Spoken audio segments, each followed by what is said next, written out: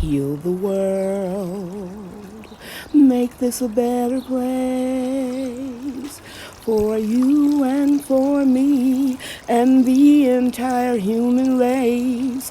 There are people dying, but if you care enough for the living, make a better place for you and for me. Hello, everybody. Lady Cheryl here, and I want to welcome you to my organic food forest. In this episode, I'm going to share with you the damage in my food forest as a result of a very high windstorm last night. Some of the fruit fell off the trees or snapped off the branches, and there's some other damage, and I'll share it with you, okay? All right, let's get started. So I was surprised about the windstorm. We didn't get any rain. We just had high winds, and I slept straight through it, and I didn't realize what had happened until I walked out into the food forest this morning to water my crops. I'm grateful because the damage could have been much worse. So I'm not going to just show you the bad. I'm going to show you some good things happening around the food forest as well. Here are my soursop trees. They are doing fantastic, and you can see the new leaves are the real shiny lime green like leaves. Lots of new growth. Since I moved them to partial shade up under the gazebo. Now this tree right here is sitting on a little stand, you can see right there, and this one is all the way on the ground. And I've been watering them twice a week. Let me get over in that corner so you can see some more. And they're doing really well. I had gotten frustrated. You remember I was talking crazy one day saying I might give them away. But I noticed that I've got a little critter over here, probably a grasshopper, and it's eating on my leaves. And they smell delicious, a citrusy smell. Now, I wouldn't even be concerned about this much damage. But because and this could even be Japanese beetle too, but I didn't see any. But because I cut the leaves off to make tea, because it fights free radicals in your body that can cause cancer, I dry these leaves and I make tea. And sometimes I will steep them fresh. But something's been eating them, the leaves, and like I said, I would ignore it, but I want my leaves on this soursop tree until it starts to produce fruit. So I sprayed it with my insect spray. It doesn't kill insects. Let me go get it. It will repel them because it has a very pungent odor. This is simply onions that were fermenting in a pot for a week. And then I added garlic and red pepper flakes and brought it to a boil. And I have a video on it. And it really will repel the insects. I'm spraying some of it again here. Now, when I make tea, I'm going to have to rinse these leaves off. Okay? Because I don't want onion in my tea. I don't want the taste of garlic in my tea. Although those things are good for you and they're healthy, but I like the taste of the soursop tea. And I'm telling you, since I moved this tree up under this gazebo, it has been doing wonderful. It gets just enough light. It's very early, guys. It's not even 7 o'clock. I have to come outside early in the morning and work for about 2.5 to 3 hours before the temperatures get too high, because I can't take it, and I'm very hydrated. I drink a lot of water. But yesterday it was 100 degrees, and the heat index was 111 degrees. Today is Sunday. I think it's supposed to be 101. So that means the heat index is going to be around 113 to 115. This time of year, I do all my garden work in the morning before it gets too hot. And then sometimes if we have cooler temperatures in the evening, I may do a little bit. But I'm going to be perfectly frank with you. When it gets over 100 degrees, I stay in the house because I get very ill, very nauseous quick. I call this my tropical jungle in here. Now I want you to look over here. The sugar cane is laying down. It's leaning. I don't know if it's going to stand back up or not. I'm going to put something in here to prop it up. I'll do some research. And I hope I can get this sugar cane to stand back up. Also, I want to share with you, I did move the okra plants like I told you and put them in more sun. But I think I have some spider mites. I'm looking at the real tiny insects there. And to be on the safe side, I'm going to just remove the infected leaves. Because at this stage, it'll be okay. So I'm going to go ahead on and remove the ones that look the worst. See that? So sometimes you can think it's one thing and it could be something else. But the leaves do look a little greener. So I moved all of the 3 buckets. Here's another one. Here and here. I moved them out from the banana plants so they can get more sun. And by the way, these banana plants have progressed more than they usually do because I didn't cut them all the way down like I normally do every summer. They are, or spring, they probably are about 14 feet high because my neighbor's house is a 2-story. Okay, so these are really tall. I'm looking for a flower any day. Also, I think that's it in this area. I'm gonna go back and check on the corn behind the greenhouse, and I'm praying it didn't knock it down. Okay, guys, I see some damage to the corn. You can see that pot leaning. You see some stalks leaning over here, right there in the center. Let me put my finger right there. I see stalks leaning, but these right here are upright, very erect. So I think they're gonna be okay. I may lose a few. I'm not gonna worry about it. I don't get all devastated in the garden anymore because I know that you win some, you lose some. But you still are considered to have a good crop if you don't lose over 50% of it. Okay, now look at this blue Hubbard squash. This is the palm of my hand. I told you guys this squash is going to get huge, over 5 pounds. And I'm getting ready to trellis it today or tomorrow. I will make some type of sling with some old netting or any fabrics that I have and trellis it and tie it right here to the thick part of the plum tree. And yesterday I saw another squash, a brand new one right here. And I'm gonna have to trellis this too. I'll probably move up this up and tie it to the frame. Let me move that shade cloth back here. See that right there? I'll probably tie it or secure it with a zip tie, several of them, to this frame of the greenhouse. You do whatever you need to do to protect your fruit, your plants, your vegetables. Okay. While I'm back here, let me just show you another source of my tea. I'm gonna bend this down. This is the beautiful Texas Star Hibiscus. And I take those flowers off and let them dry naturally in a brown paper bag in a cabinet. And I make tea. And this plant is loaded. This is what the flowers look like before they start to bloom.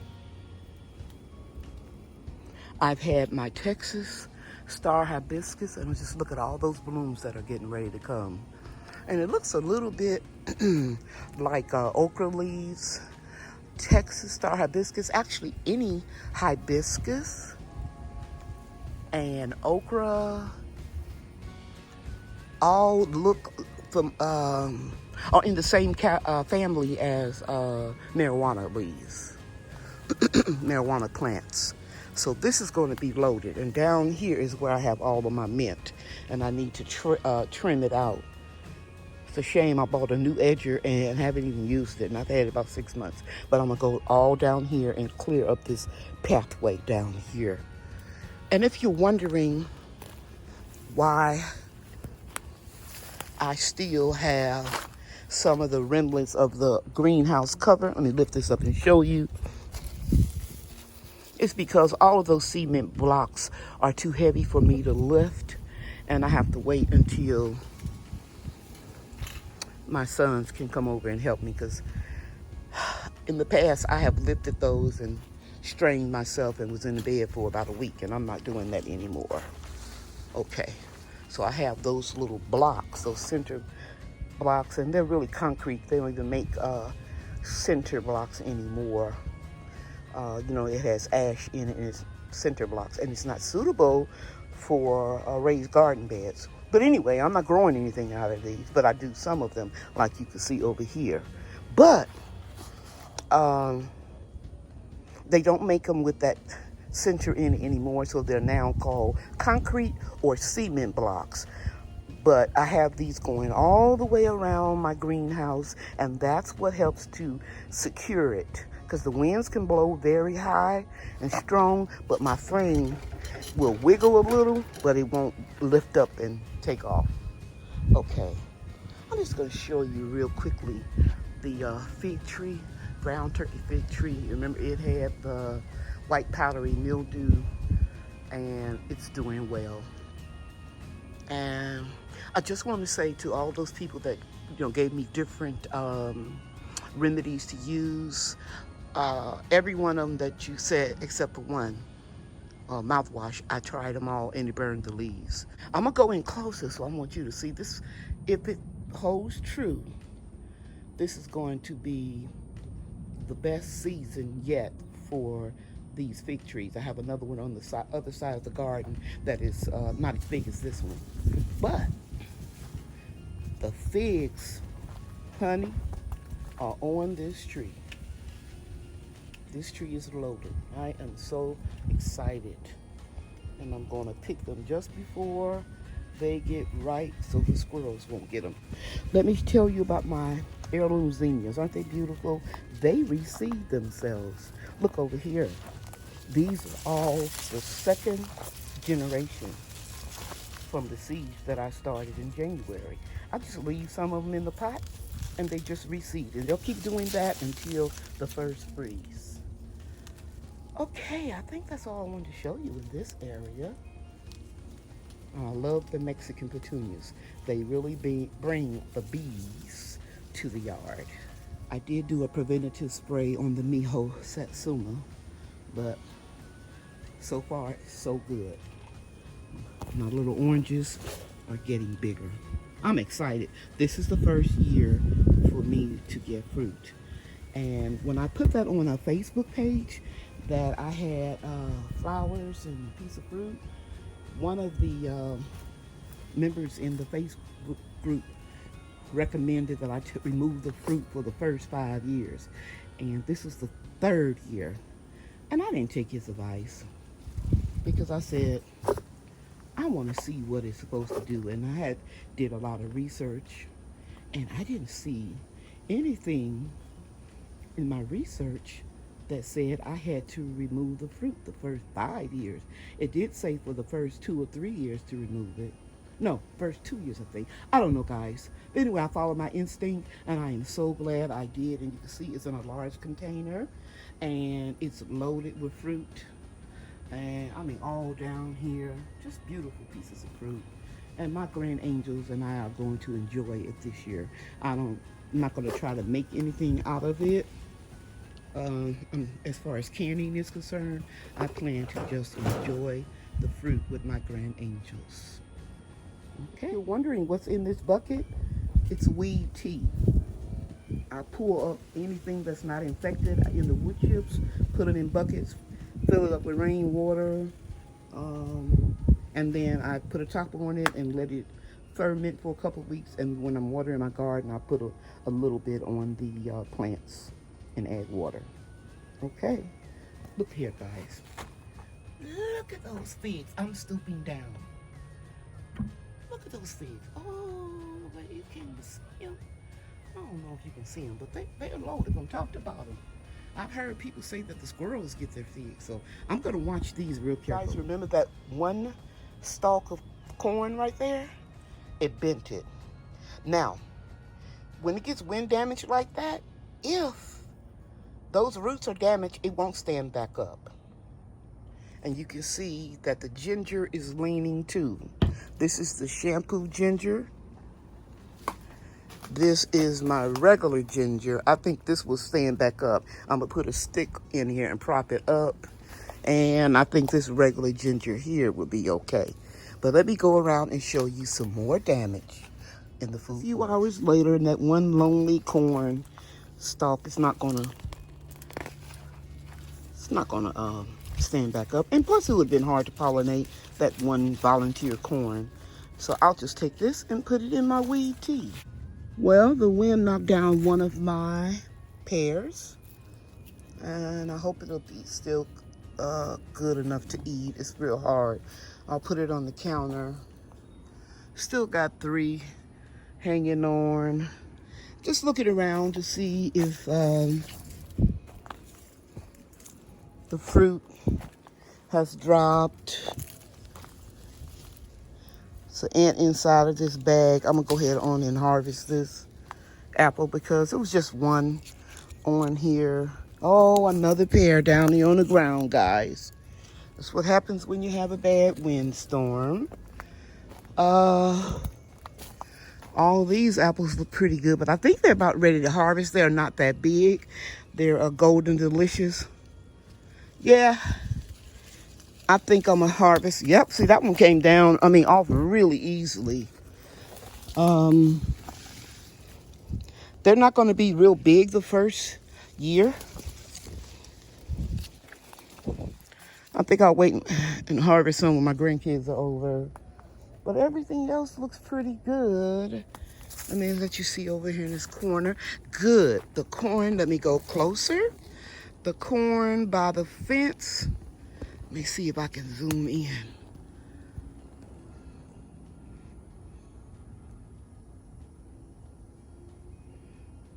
There we go. The corn by the fence in front of the pecan tree is still standing up. Couple pieces slightly leaning right there. Not bad. And that pecan tree is young. I was concerned that it might snap off, but it's stronger than I thought. And this tree is I believe it's a signature Crimson Crisp from Stark Brothers, if I can get it on tape. And it only has 1 apple. And it's bigger than all of the apples that I'm growing because all of the energy was just going to that one piece of fruit. So that's a good thing. These are more Mexican petunias. Let me zoom back out. I dropped my pear down there. And I told you guys, these are so easy to reseed, and they just come back every year. Get this pear. Oh, getting old. Okay, so that's basically all I wanted to show you in the food forest. Everything else looks good. I'm gonna go over there and look at the persimmon tree. Yep, persimmon tree is doing pretty good. There's a couple bags on here I need to remove. This persimmon here. Here's another one that fell off, but I never did take the bag off. But we got a lot of fruit on this tree this year. It's holding on, and it is producing new branches. But I just love this Fuyu persimmon tree because I just think the shape of it is just, it's so artistic is what it is. Very pretty. I never hardly even show you guys. Never hardly even. I was married to a Southern man 40 years. Persimmon is trying to get right. These are my pawpaw trees. They have to have shade for the first 3 years. They will go into the ground. Yes, so I have a sunflower over here, and this one is the SSA overleaves. And so this one must be, let me make sure, is the Pennsylvania Golden. Yeah, so I have 3 pawpaw trees in containers. This is the second year having them, so they will all go in the ground. I gotta find a place for them. Look at those. These are my Utah Gold sweet persimmons. This persimmon will have just like a little blush that you see here of red on the outside, and they'll turn a real beautiful burnt gold. And on the inside, the seeds are light pink, juicy, and sweet. There's another one right there. Let's see. Go get closer. But this is the back of the tree. There are more fruit on the front, and we lost a lot of them. They fell off in the wind. And as you can see here, right there, one fell off last night because I usually pick them up. See there? So you win some and you lose some. Falling fruit. There's an apple over there and an apple over there. And these are so far down on the ground that you can see damage in them. I'm gonna go ahead and take these off and prune them, and those that are touching the ground over there, I'm gonna prune those as well. This is the first year some of my dwarf apple trees produced.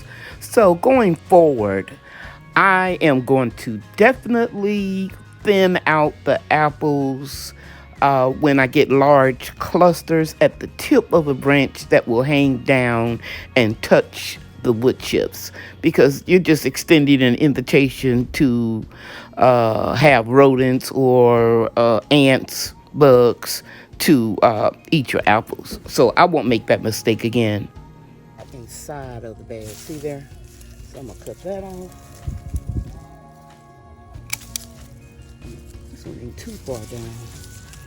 And once the weight is taken from here, it may spring up. Let's see. Yeah, it did. I'll leave these too. They're getting to be a nice size. And I'll just take these with me. And if I can reach these two. Hey, bull, I want to show you my shoes. You're not the only one that wear regular shoes. Why wear your good shoes out in the garden? Okay. So now I'm gonna take these and add it with these, and I'm gonna cut off the bad parts and peel them and boil them with a little monk fruit and see if I can make me I don't know, some type of warm salad. Okay, a little fruit salad. Okay, nothing goes to waste. Everything else will go in the compost. Peels, cores, that type of thing. After I remove the heavy fruit that were on the lower limbs, you can see the branches pick back up and nothing's touching the ground. So that's a good thing. And I'm gonna harvest these 3 golden delicious apples for my grand angels because I think they're ripe. Keep in mind, guys, I am not an expert on growing fruit trees. This is my, I think, 5th year, and I'm learning as I go. But I do a lot of research. I'm out here watering my garden beds, and behold, a Japanese eggplant. Didn't even know it was here. Isn't that great? I love to see surprises. Okay, guys, it's Sunday afternoon. It's 100 degrees out here, and I just wanted to share my turmeric with you. I had difficult time getting it to, you see right here in this container. And then let me show you over in this container. I had a difficult time getting it to sprout. And now the last one is showing evidence right there. Let's go closer that it's going to sprout. I usually grow turmeric and ginger once every other year, and then I preserve it. When I say preserve ginger and turmeric, I mean that I will take the ginger and I will dehydrate it after I, scrub it and slice it up on a mandolin, and I'll put it in a jar, and sometimes I will freeze a lot of it too.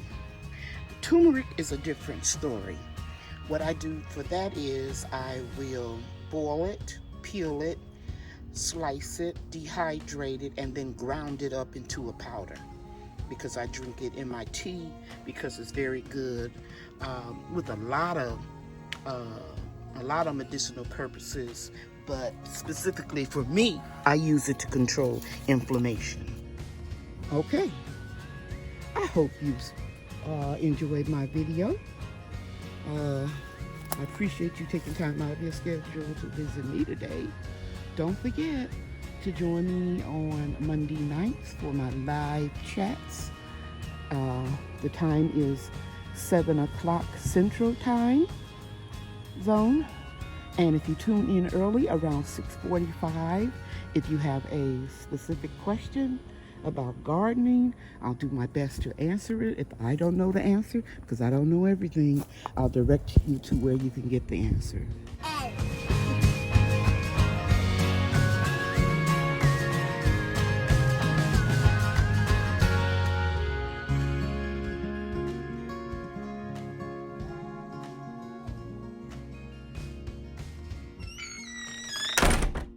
Coming soon.